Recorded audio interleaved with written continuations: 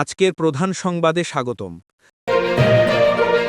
আপনি কি বিশ্বাস করবেন বাংলাদেশে এমন একজন মানুষ আছে যে মানুষকে হত্যা করে তার রক্ত পান করে?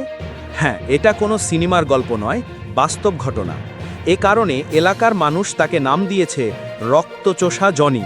চলুন তার সম্পর্কে বিস্তারিত জানি। বাংলাদেশের রাজধানী ঢাকার মোহাম্মদপুর একসময় শান্তিপূর্ণ ছিল এই এলাকা, কিন্তু গত কয়েক বছরে এখানে গড়ে ওঠে অসংখ্য গ্যাং, মাদক চক্র ও সন্ত্রাসী গ্রুপ।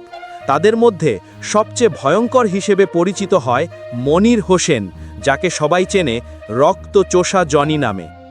র‍্যাব 2 গত বৃহস্পতিবার রাতে বিশেষ অভিযান চালিয়ে এই কুখ্যাত সন্ত্রাসীকে গ্রেপ্তার করেছে। গোপন তথ্যের ভিত্তিতে মোহাম্মদপুরের বিভিন্ন জায়গায় তল্লাশি চালানো হয় এবং শেষ পর্যন্ত তাকে ঘেরাও করে আটক করা হয়। তার কাছ থেকে উদ্ধার করা হয়েছে দেশীয় অস্ত্র, চাপাতি, স্যামুরাই ছুরি, ধারালো চাকুসহ একাধিক মারাত্মক অস্ত্র। জনি শুধু একজন সাধারণ অপরাধী নয়, তার বিরুদ্ধে অভিযোগ সে তার প্রতিপক্ষকে কুপিয়ে রক্তপাত ঘটানোর পর সেই রক্ত পান করত। এই ভয়ঙ্কর ও সহিংস আচরণের কারণেই স্থানীয়রা তাকে ডাকতে শুরু করে রক্তচোষা জনি। মোহাম্মদপুরের মানুষের কাছে এই নাম আতঙ্কের প্রতীক, কারণ জনি শুধু নিজে নয়, তার নেতৃত্বে প্রায় 23 জনের একটি গ্যাং এলাকায় ত্রাস সৃষ্টি করত। ঢাকা উদ্যান, নবোদয়, চন্দ্রিমা এবং নবীননগরের অসংখ্য মানুষ এই গ্যাংয়ের কারণে আতঙ্কে জীবন কাটিয়েছে। রাত হলেই তাদের রাস্তায় দেখা যেত, হাতে অস্ত্র। কাউকে সামান্য কথা বললেও মারধর করত।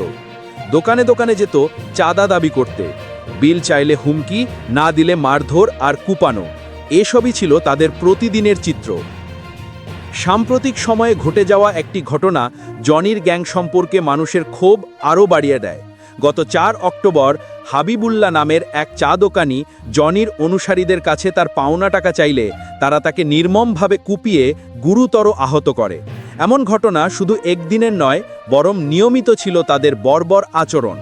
মোহাম্মদপুরের সাধারণ মানুষের মন্তব্য, আমরা শত্রুর ভয় পাইনি, কিন্তু এই গ্যাংয়ের ভয়ে সন্ধ্যার পর ঘর থেকে বের হতাম না। দোকানদারদের ব্যবসা কমে যাচ্ছিল, রাস্তাঘাট জনশূন্য হয়ে পড়ত। তবে ঘটনাটি শুধু মোহাম্মদপুরে সীমাবদ্ধ নয়, বাংলাদেশের বিভিন্ন এলাকায় এমন ছোট বড় গ্যাং গড়ে ওঠার প্রবণতা বেড়েছে। জনসংখ্যা বৃদ্ধি, বেকারত্ব, মাদক এবং রাজনৈতিক প্রভাব, এসব কারণে তরুণদের মধ্যে অপরাধ জড়িয়ে পড়ার হার বাড়ছে। বিশেষ করে মাদকের প্রভাব এলাকা ভিত্তিক গ্যাং তৈরিতে বড় ভূমিকা রাখছে।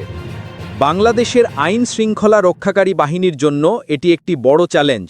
একদিকে সন্ত্রাসী গ্রুপ, অন্যদিকে মাদক ব্যবসার সঙ্গে সংশ্লিষ্ট নেটওয়ার্ক, এই দুইটি নিয়েই প্রতিনিয়ত লড়াই করতে হচ্ছে র‍্যাব ও পুলিশকে। জনির মতো অপরাধীরা গ্রেপ্তার হলেও বারবার জামিনে বের হয়ে আবারও অপরাধে জড়িয়ে পড়ছে, এটিও একটি বড় সমস্যা। র‍্যাব জানিয়েছে রক্তচোষা জনির বিরুদ্ধে অস্ত্র, মাদক, চাঁদাবাজি ও হত্যা চেষ্টা মিলিয়ে মোট 5টি মামলা রয়েছে। 2023 সালেও তাকে গ্রেপ্তার করা হয়েছিল, কিন্তু কিছুদিনের মধ্যেই সে বের হয়ে আসে এবং আরও ভয়ঙ্কর হয়ে ওঠে। তবে এবার র‍্যাব বলছে এই গ্রেপ্তারের পর জনির গ্যাং ভেঙে দেওয়া হবে এবং যারা পালিয়ে গেছে তাদেরও চিহ্নিত করা হয়েছে। শিগগিরই তাদের বিরুদ্ধে অভিযান শুরু হবে। এছাড়া তার সহিংস ইতিহাস এবং গ্যাং কার্যকলাপ নিয়ে বিস্তারিত জানাতে শীঘ্রই সংবাদ সম্মেলন করবে র‍্যাব। মোহাম্মদপুরের মানুষ জনির গ্রেপ্তারের স্বস্তি প্রকাশ করেছে। তাদের ভাষায়, এমন একজন মানুষের গ্রেপ্তার গোটা এলাকার নিরাপত্তা ফিরিয়ে আনার প্রথম ধাপ। তারা আশা করছে আইন শৃঙ্খলা বাহিনীর ধারাবাহিক তৎপরতায় এলাকার আগের শান্ত পরিবেশ ফিরে আসবে। এই ছিল মোহাম্মদপুরে রক্তচোষা জনি গ্রেপ্তার এবং সামগ্রিক পরিস্থিতির বিস্তারিত প্রতিবেদন। আরও গুরুত্বপূর্ণ ও আপডেটেড খবর পেতে আমাদের সঙ্গে থাকুন, আমাদের চ্যানেলটি সাবস্ক্রাইব করে দিন।